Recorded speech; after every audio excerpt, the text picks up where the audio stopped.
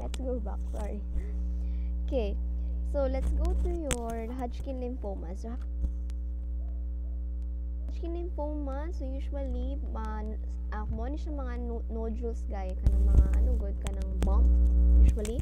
So usually kaya nga siya lymphatic system, so on your lymph nodes, so asa ba dapit ang makita, so usually on the neck, so we have the cervical nodes, armpit, axillary nodes, mediastinum on the chest. Okay, so they spread contiguous, so step by step pattern, so they are more organized to the nearby lymph nodes.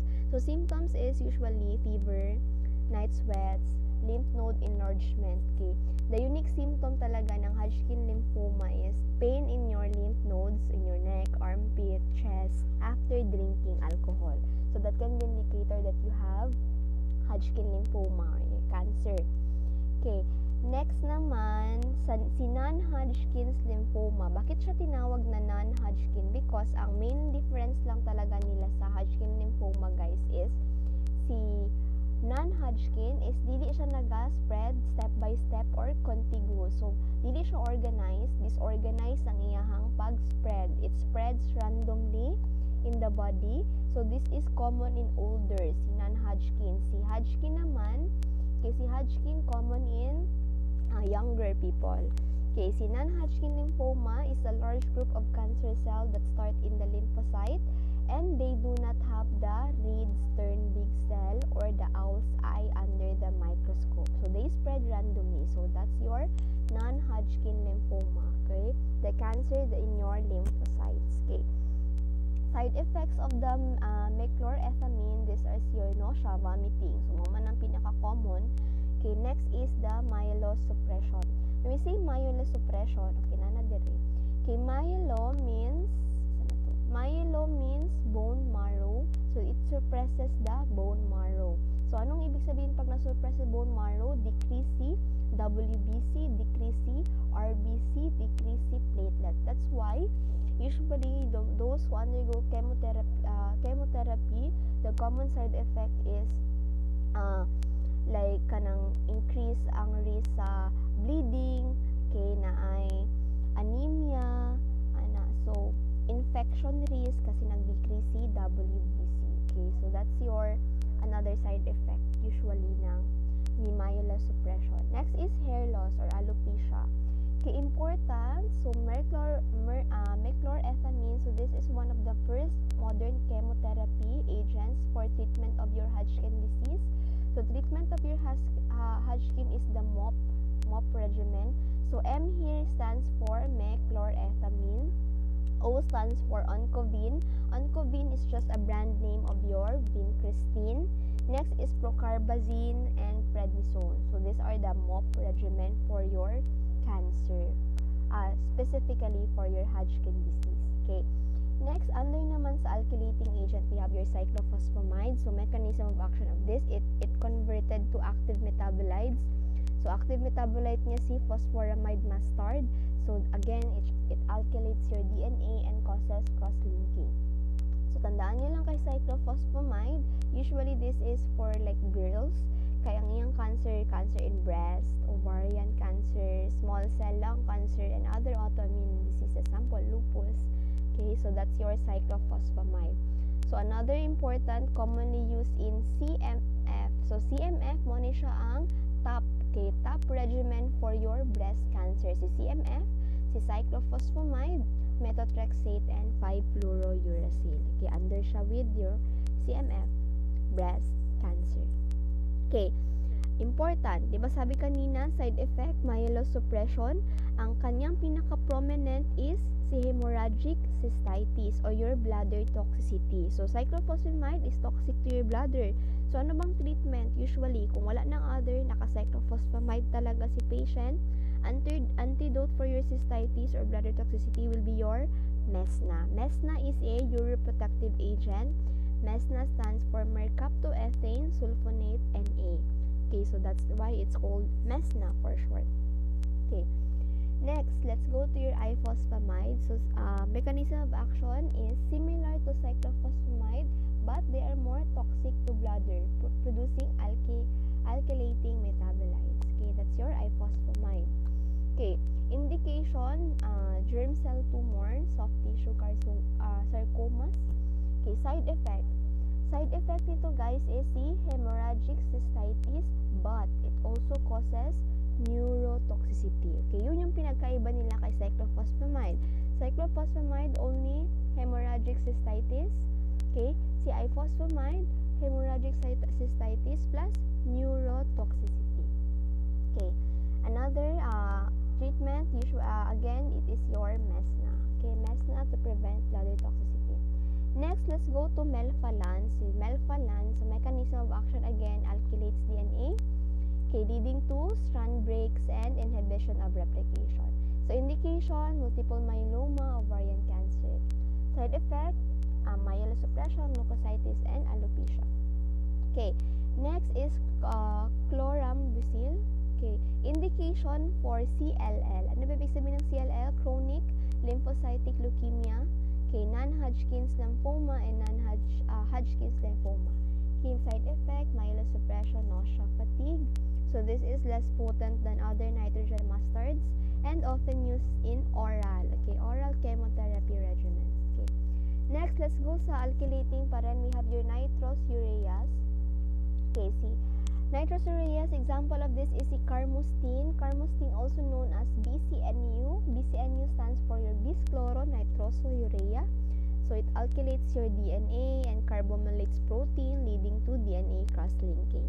So indication for breast tumor. So lahat ng mga tumor na guys sa brain, breast ba ko yun? Brain tumor. So includes your gliomas, usually ang term glioma. So your carmustine is the one who has the ability to cross your blood-brain barrier because it treats the brain tumor. So yan yung unique kay carmustine. It can cross the blood-brain barrier to treat the brain tumors. Okay, side effect, myelosuppression, pulmonary fibrosis, nausea, and vomiting. Okay, next, let's go to your lomustine. Si lomustine, also known as your CCNU. So this is the chlorocyclonitrosourea. Mechanism of action, similar to carmustine. Pwede din siya sa brain tumor. Okay, but more siya na has ability to cross the blood-brain barrier is really your carmustine. Okay. Side effect, ito na, myelosuppression, nausea, vomiting, and hepatotoxicity. Next is your streptozotocin. This one alkylates, excuse me.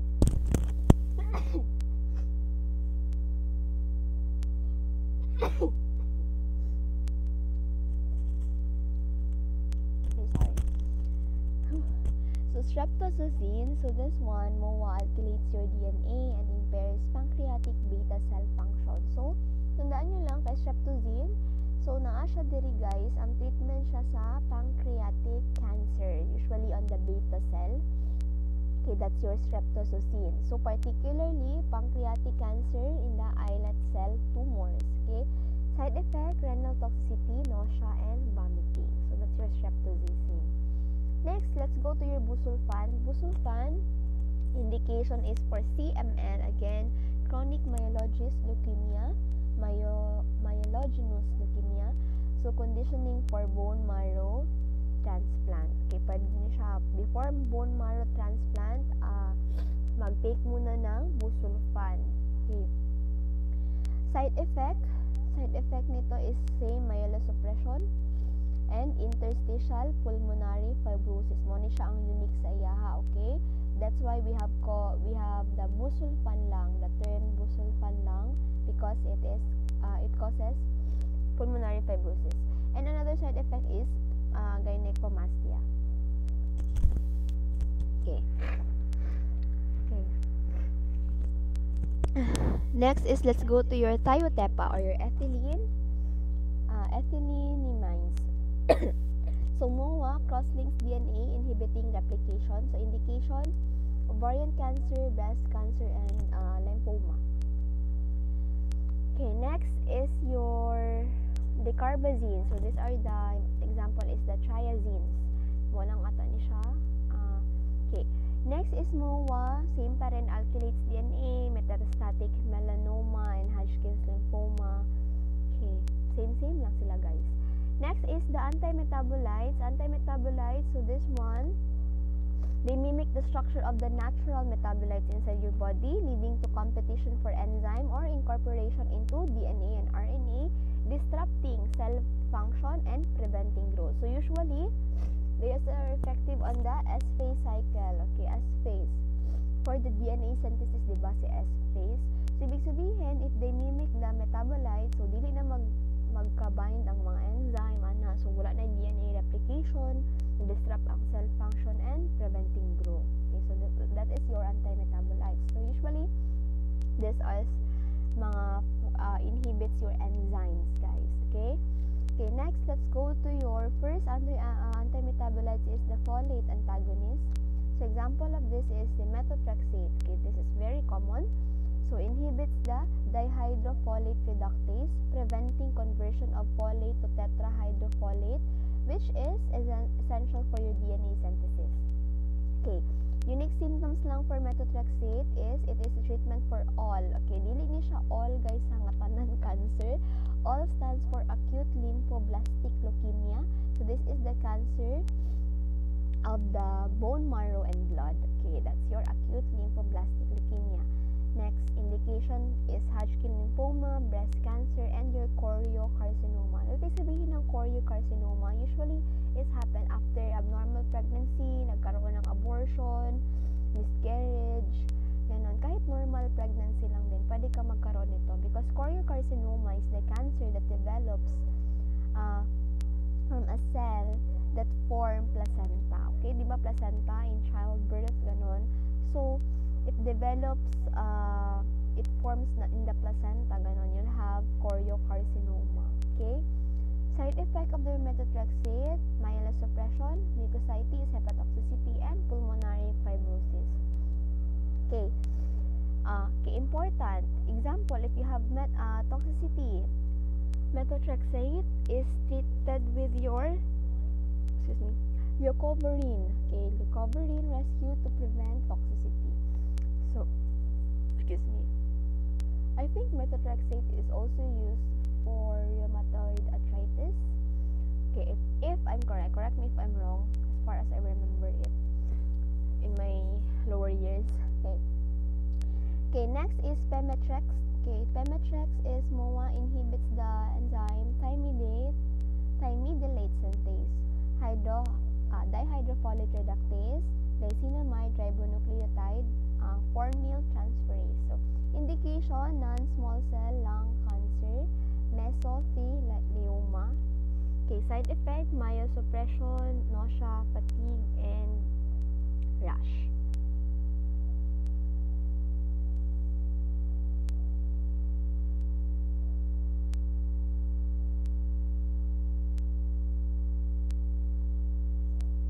Okay. Next is purine analogs. Is ano tayo? Okay. Mesothelioma. This one is cancer. Rare lang siya, guys. It develops on the lining of the chest, abdomen, okay, around the heart, testicles, pwede din. So, that's your mesothelioma. So, this is usually caused by inhaling, I think it's asbestos. If you're familiar, asbestos fiber. Okay. Which can lead to tumor, okay, in the mesothelium, thin tissue on your organ. Diba, mesothelium, your organs, the heart, naman siya lining, guys. Okay, mo na siya. Mesothelium. Okay. Next, let's go to your purine analog. So, another example is your mercaptopurine. So, MOA inhibits purine synthesis and incorporation into DNA. So, we have to remember purine is very important because it is the building block in your DNA synthesis. Okay? Indication, acute lymphoblastic leukemia. Okay, same pa rin with your methotrexate. But, your mercaptopurine is the maintenance therapy. Okay? So, si methotrexate, pwede siyang treatment, pero ang gagamitin talaga as maintenance therapy for a patient for acute lymphoblastic leukemia or ALL, that's your mercaptopurine. Okay, side effects, myelosuppression, hepatotoxicity, and GI toxicity. Sorry. Next is your thioguanine, KC60G. So, mechanism of action, it incorporates into DNA and RNA, disrupting the synthesis. So indication, AML, acute myelogenous leukemia. So abnormal, this is the abnormal WBC growth. Pag sinabi natin myelogenous, this is the monocyte or granulocyte, dira siya nag-originate. Pag lymphoid naman, okay, commonly lymphoid cell. Okay, next is your fludarabine. Okay, si fludarabine naman, MOA, it inhibits your DNA synthesis and repair by incorporating into DNA. Indication to chronic lymphatic leukemia or non-Hodgkin lymphoma. Okay, side effect, same pa rin, but it causes neurotoxicity. Next is your pyrimidine analogs. Pyrimidine analogs, example of this is your 5-fluorouracil. Okay, MOA inhibits your thymidylate synthase. Okay, sino ba yung isa na nag-inhibit din sa thymidylate synthase? Si Pemetrexed. Okay, though si Pemetrexed, guys, hindi lang naman specific siya kay thymidylate. Pwede din siya kay dihydrofolate reductase, glycinamide, ribonucleotide formyl transferase. Diba? Ang dami niyang gina-inhibit. Whereas, si 5-fluorouracil, nag-focus lang siya kay thymidylate synthase. So, it's very specific enzyme. So, it is indicated for your colorectal cancer. Ayan, colorectal, breast cancer, gastric, head and neck cancer. So, that's your 5-fluorouracil. Okay.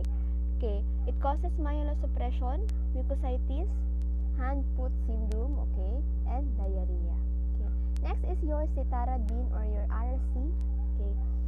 MOA incorporates into DNA, causing chain termination and inhibition of DNA polymerase. Indication, acute myelogenous leukemia pa rin, non-Hodgkin lymphoma. Side effect, ang pinaka-prominent sa kanya, cytarabine from the letter C is the cerebellar toxicity. Cerebral toxicity, this is in your brain, guys. Okay, cerebral toxicity, pag in your cerebellum, na toxic si, nagkaroon ng accumulation or toxicity in your cerebellum part in your brain. So remember, cerebellum is responsible for your gait, movement, coordination. So that's why symptoms of toxicity, okay, is you have ataxia or unsteady gait, dysarrhythmia or slurred speech, ganon. That's your cerebellar toxicity caused by your cytarabine. Okay, next is antibiotics. So antibiotic is still a chemotherapy, anti-chemotherapeutic drugs. Okay, si antibiotic. So it includes, unique siya. Let's go to your anthracyclines. Okay, anthracyclines, doxorubicin. So this is very common or in the hospital. Okay. Wait lang guys, mag-reply lang muna ako.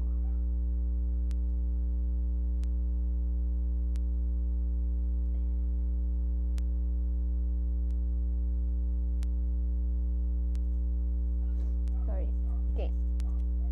Sana tayo. Okay, si doxorubicin under your anthracycline. So anthracycline, so antibiotic, ano ba yung they are derived from your Streptomyces bacteria. Okay. Streptomyces bacteria sorry, wala na ako nakaka-focus.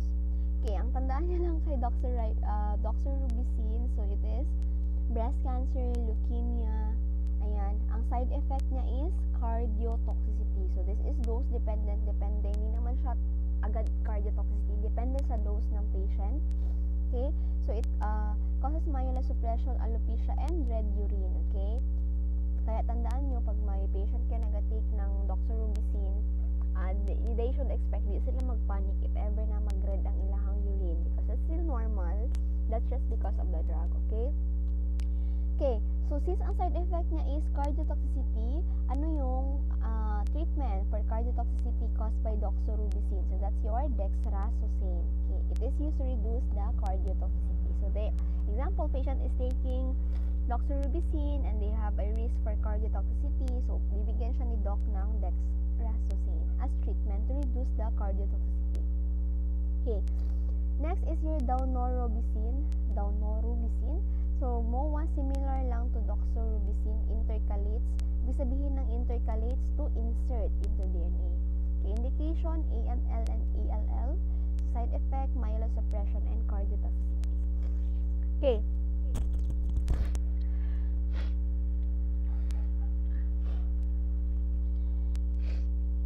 Okay, next is your bleomycin. So bleomycin, it binds your DNA, causing strand breaks and inhibiting replication.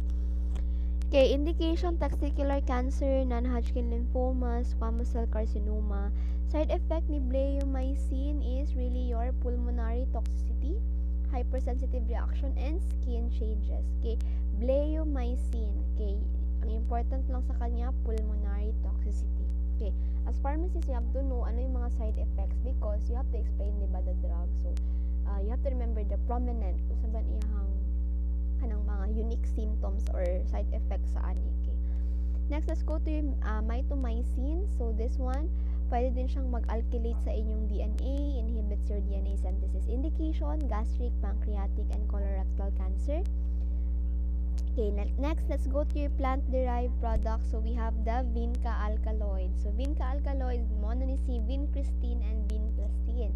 So, si vincristine, so, ang kanyang MOA binds your tubulin, inhibiting the microtubule formation and arresting cells in the metaphase. Okay, indication, leukemia, lymphoma, solid tumors. Okay, we have the example of the solid tumor, si Wilms tumor. So, this is Wilms tumor. This is the cancer of the kidney. So, usually it occurs as renal tumor in children, also called as nephroblastoma. Okay, next is the neuroblastoma. Okay, neuroblast nerve cell cancer. Okay, side effect, vincristine, peripheral neuropathy. Okay, that is the unique symptom. Okay, next is the vinblastine. Okay, similar to vincristine, binds to your tubulin. So, indication, Hodgkin lymphoma, non-Hodgkin, testicular cancer. Okay, side effect, this one. Next is, let's go to taxanes. Okay, naanas na kay paclitaxel. So, paclitaxel will stabilize the microtubules, preventing the polymerization. So, paclitaxel usually is breast cancer, ovarian, lung, head, and neck cancers. So, same lang sila sa other anti-chemotherapeutic drugs usually, guys. Same lang sa mga indication, guys. Okay. Okay, side effect, same, peripheral neuropathy pa rin. Same with your vincristine, but more on, si vincristine talaga ang more on, ano siya sa peripheral neuropathy, guys. Okay, number 1 yun niya, si vincristine. Next is, let's go to your etoposide. So, this one, from the word topo, because inhibits your topoisomerase 2, leading to DNA strand breaks. Okay? Next, miscellaneous agent na tayo kay hydroxyurea, inhibits your ribonucleotide reductase. Okay, treatment for sickle cell anemia, hydroxyurea. Side effect, myelosuppression and nausea. Next is si procarbazine. Okay, under gyapon siya sa MOP regimen, di ba? Si procarbazine.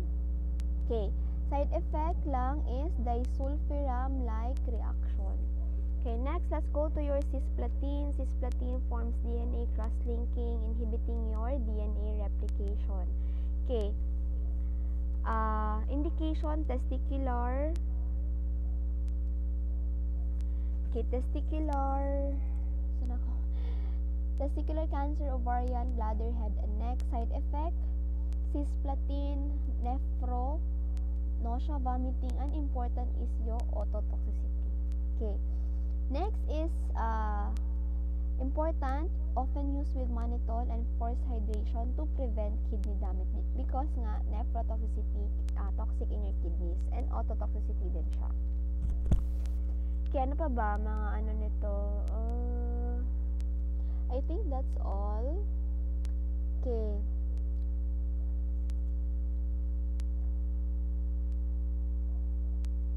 Sorry guys, because medyo masama pakiramdam ko. Okay. Ano ba? What's disulfiram? So, disulfiram, this one is used for treatment sa mga alcohol. Okay, losis, ikaw to. Joke lang, losis.